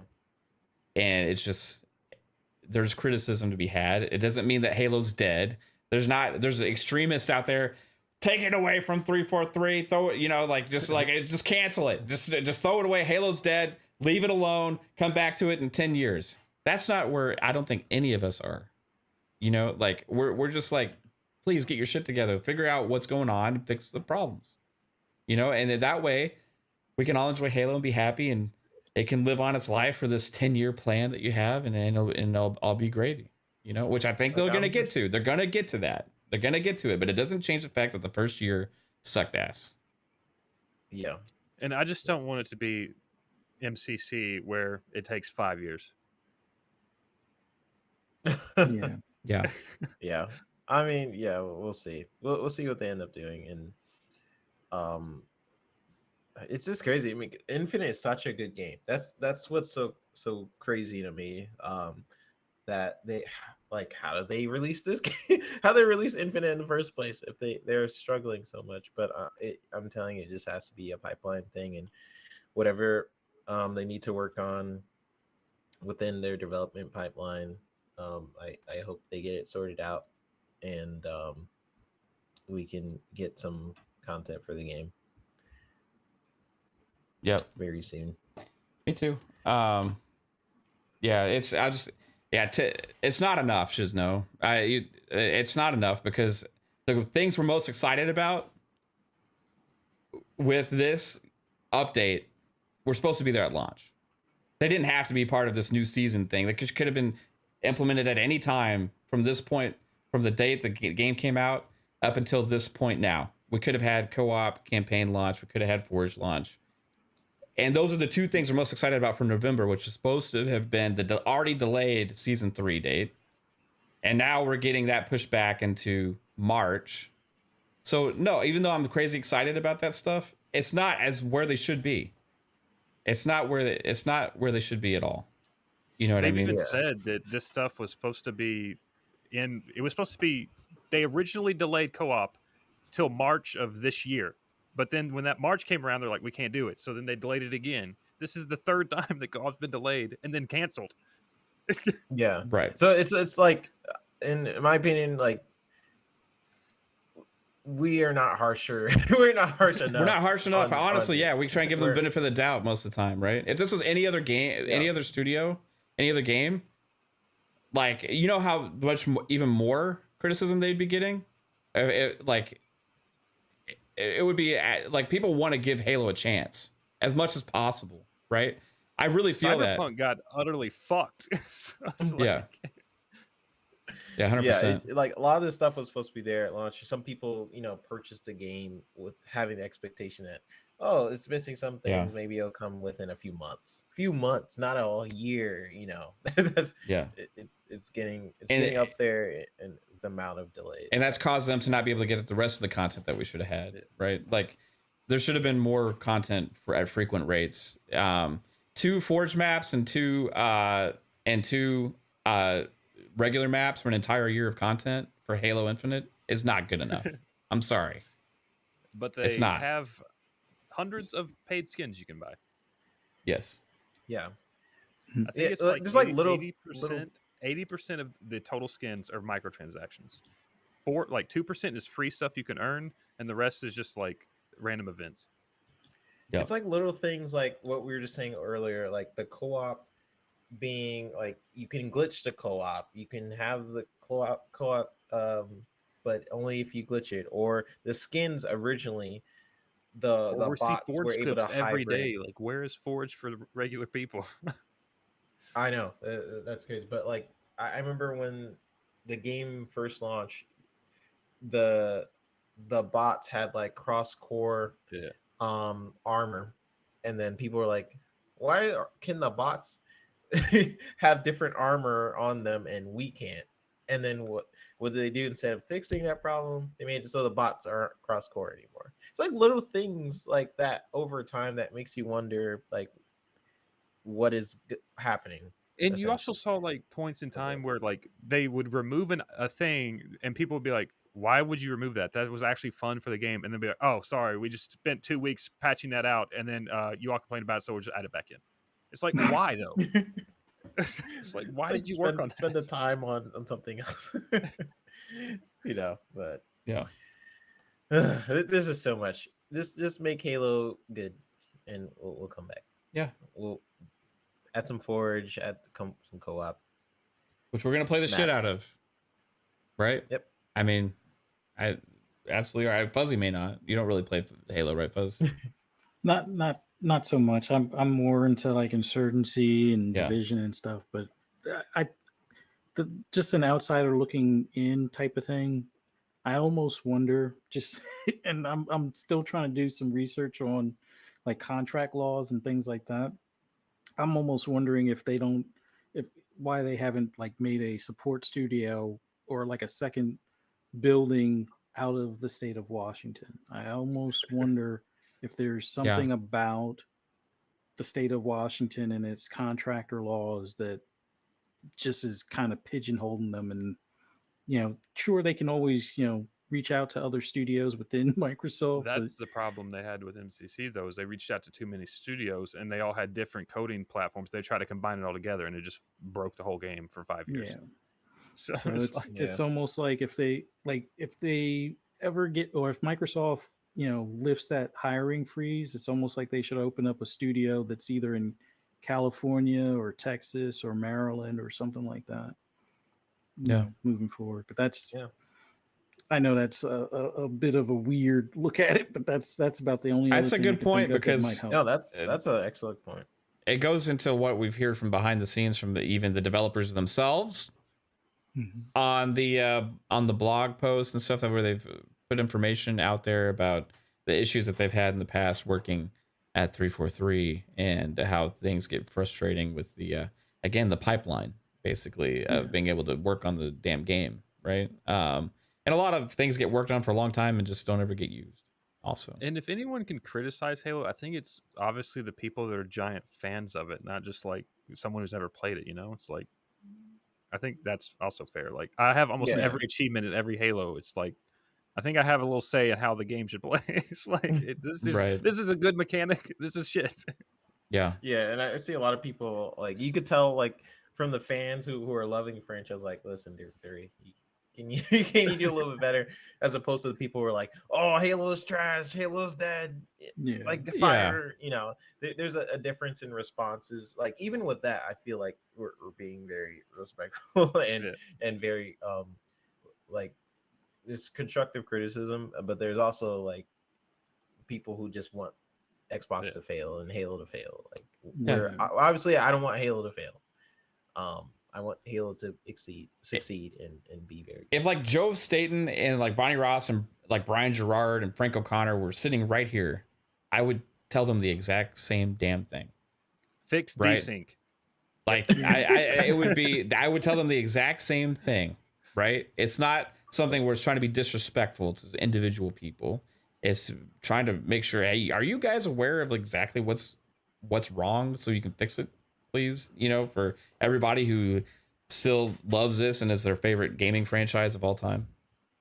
And that's a big part of it. That's why you see the passion. Fucking $100 helmet right there. Yeah. Yeah. I mean, we're all love it, and we can't wait for the new exciting news coming around Halo every time that they have a new announcement or a new showcase. It would just be nice if the first 15 minutes of it wasn't an apology. Yeah. The next time we have one, right? Yeah. So, let's get to that. But all right, so love Halo, by the way. Yeah, me too. And I think 343 is a talented studio. I'll be playing it tomorrow. also, They got I a new was thing gonna coming out. So say. Yeah, the yappening. Yappening? yeah, it's based off the little grunt dude. Yeah. Whatever. Oh, cool. The fappening. No, Oh. that's what you wrote in the DMs today, though. So So yeah, lots of cool. Man, we're gonna have some fun shows next week too, because we're gonna get to talk about a lot of those game announcements and stuff as well that we were talking about earlier. But guess what, guys? Was there anything else I missed for game shows this week? just maybe rumored Nintendo show, Disney, Ubisoft, and then on the 15th is Tokyo Game Show starts. Yeah, that's and next week, right? Yeah. So that is going to be. Yeah, we'll have opportunities to talk about that next week for sure. So, well, it's going to be absolutely awesome. But hey, we don't just bitch about Halo on this show, and we don't just like to speculate about games getting announced and everything else. We also like to talk about games that are coming out this week. So it's time for...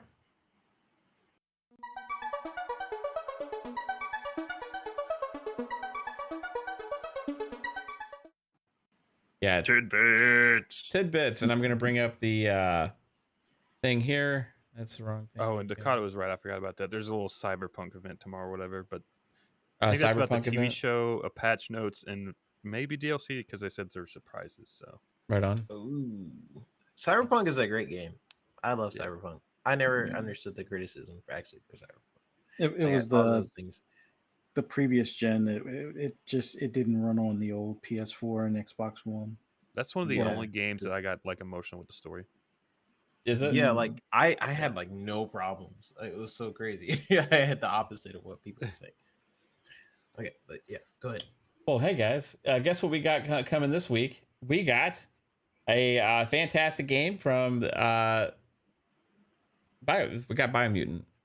Well, I don't remember the name of the developers, but we got Biomutant's already come out. We have the next gen version releasing on PS5, Series X and S, and it's on the 6th. $60, but it also has a free upgrade.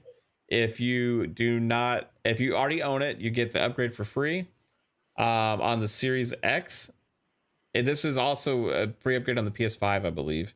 But also, there's a 2-hour game trial with PS Plus Premium also. So if you have not played it with PS Plus Premium, you'll be able to try it for 2 hours. So this is Biomutant. I hated the opening of this game, but the game, once you get past the opening, is fantastic. I think Pong said they patched a lot of the dialogue out. You can skip it now or whatever. Okay, good. It was the worst opening I've ever played to a game. It was most frustrating. But once I got past the 30 minutes. 30 minutes. That was like 3 hours, brother. It seemed like it. Yeah. It got really good. Combat's fantastic. Open world is awesome. Lots of stuff to do and explore. They just tried to hold your hand a little bit. Yeah. It was the narrator who pissed me off. Every time I took 3 steps, he interrupted me again and told me I had to read. He kept making me stop playing the game, which was the most frustrating thing. Yeah. But my favorite thing about this game was the combat, though. It was so good. Did you play Biomutant 3-bit? Oh, I never played it, actually. The small dev team made this game, too. I always followed like how cool the customization was and stuff, and then when the game came out, I don't know. Yeah, making your own rat. Yeah. Little raccoon thing. Yeah. This was just pure gameplay here of Biomutant on Series X. X. So now it's 4K 60. 4K 60. That's the sweet spot for me, baby. Maybe I'll give this a go again. It'd be a good time to get back into it. Yeah. Maybe I'm just confused. I thought the Series X version was like the really good version, and then the PS5 wasn't updated at all. So is it just now? Well, this is an actual next gen update. Like before, I think it just performed better on Series X. Yeah. Okay. But I think there's still a slight difference. Like I think it's almost like 4K native on Xbox Series X, and I think PS5 it I forget the name of it now, but it scales up to Dynamic 4K. resolution It's or like whatever. 1800 or something. Yeah, Mm, yeah, it's going to be like a dynamic resolution deal. dynamic, yeah. Native Oh. and dynamic. Next Nice, game, okay. everybody, is Tim Tim. This is if you like Pokemon and you don't have a Switch or other Nintendo device and you want to kind of play that game, this is pretty much Pokemon. Yeah, and this is cool. $45. It's coming out on the 6th for $45 on the Series X and S. $42 on PlayStation. Is it on sale, I guess? They There might didn't be like a list it pre-order. as a sale, but it just showed there was a couple of dollars cheaper. I'm not That's quite weird. sure why.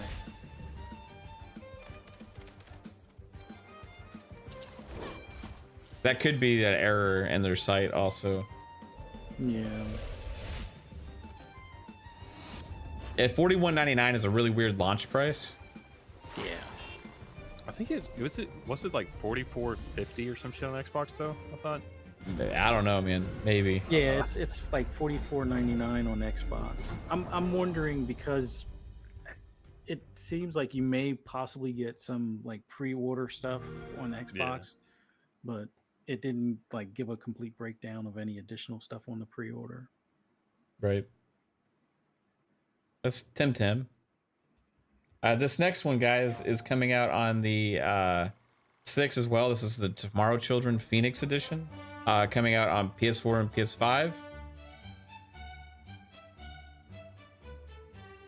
Fuzzy put a question mark on the price, so Yeah, we don't know how much it's this not is. listed on their site as purchasable yet. Yeah. This reminds me of was it one of those Double Fine games or something, or Mm-hmm. with the like Russian dolls, you know, like stacking or whatever? Yeah. Oh, there's one of them right there.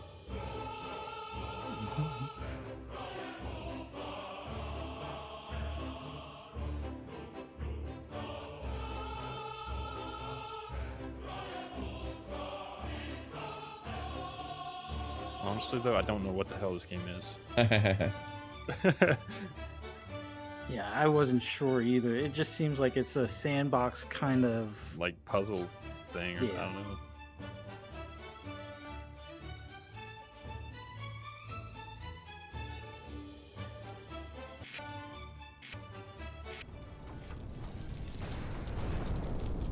That looks interesting.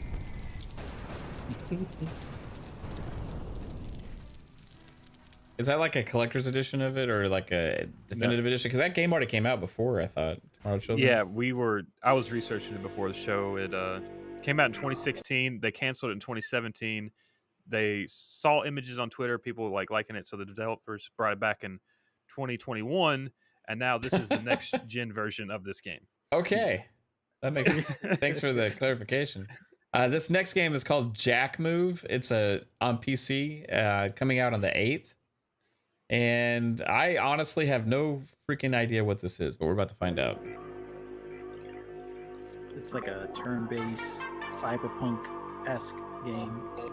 Honestly, it looks kind of rad.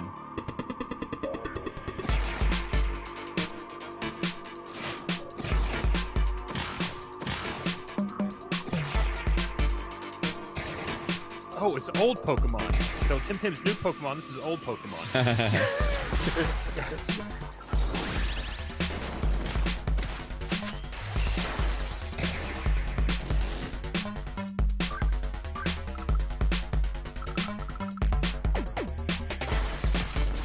This music, dude.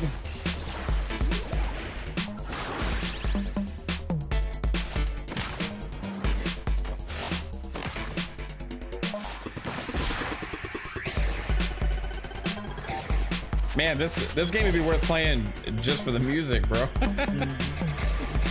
Probably. I don't think it would play it this experience like that gameplay.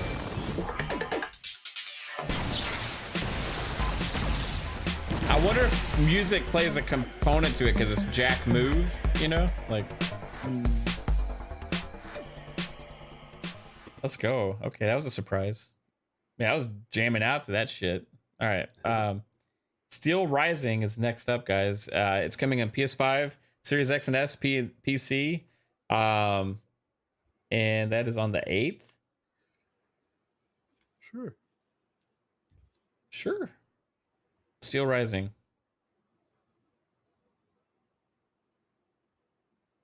I saw somebody post a screenshot of this. It looked like Lives of P almost when I first saw a glance. Yeah, but I've it's seen one it. of those. I mean, Yeah, it's one of these games.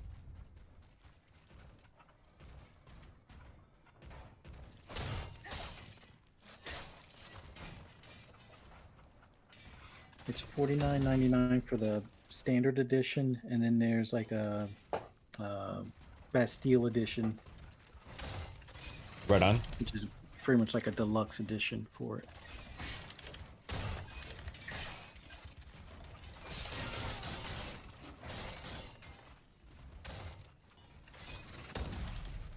It looks good. What game is this? Steel Rising. Steel Rising. Steel Rising. Souls like game. Souls like game where you're playing like as a robot-y type person.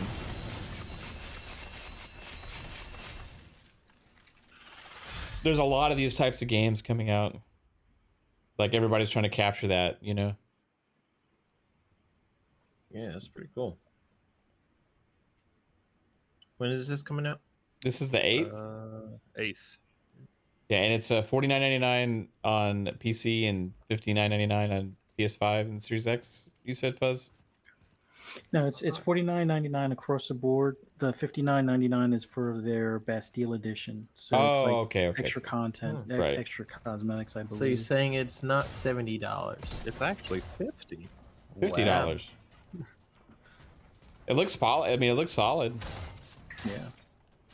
Some solid gameplay there. All right, next up, guys. The wood in the lighting looks amazing right there. Yeah. It's a little too shiny for wood, but it still looks amazing. Now this one you may have to mute the Yeah. music. Mute the music on this one, guys. This is NBA 2K23 is hitting one of the biggest releases every year. One of the highest selling games every year is this game, and it's PS4, PS5, Xbox One, Xbox Series X and S, Switch, PC. Last gen versions are $60. Next gen versions are $70. Oof. And as has been the case the last two games, releasing on the 9th. They usually put this in Game Pass like a couple months after launch, don't they? 3 Yes. to 6 months. Both the last two games have both went into Game Pass. I don't remember how soon it was. Maybe it was 6 months down the line or 3 months down the line, but it did hit Game it was Pass and it pretty stayed soon. in there for a long time. I think 21 was 6 months. 22, I think, was 3 or 3 or 4. It was a lot faster. Yeah. And the second go around, they put the next gen version in there as well. The first year it was only like the previous the version. OG. Mm-hmm. I mean, you could still play it on your Series X and S, but it was the older graphics. Now you get hopefully, they do the same thing and you'll get the full, next gen version as well. Did y'all see that thing? It says get exclusive challenges on PS5. Yeah, I saw that. Yeah. Oh my god. All right. Literally. The Jordan edition is 150. Splatoon, everybody. Yeah. Splatoon 3 is hitting also on the 9th. This is one of the biggest releases this year for Nintendo. They also had Xenoblade Chronicles 3 released recently that has gotten critical acclaim across the board for everybody enjoying that device.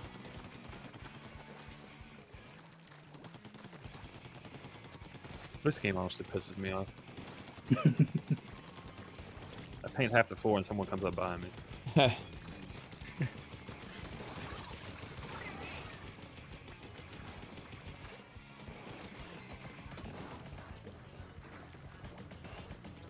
It looks like Splatoon. Yep. Is there any So the difference idea between is to what's the paint- difference between this and the other two Splatoons? Just more. Splatoon. Just the third one. It's a third one. So the object is to paint the floor. It's not like for the longest time, and I'm not that much of a Nintendo fan. I always thought this was going to be like more of a paintball game. Oh no, it's actually pretty fun. Yeah, it's a fun game. You can't play want with to own Joy-Con. You have most to of the have a color controller. at the end of the match. Yeah. There's also other modes that are more about, you know, like eliminations and stuff. There's like a tower defense PvP mode or whatever where you got to defend against salmon coming up to try to attack your tower or something like that. There's a single player campaign too, and the second one, so I'm assuming it's in the third one. Yeah. They keep adding with each release, you know. Solid franchise.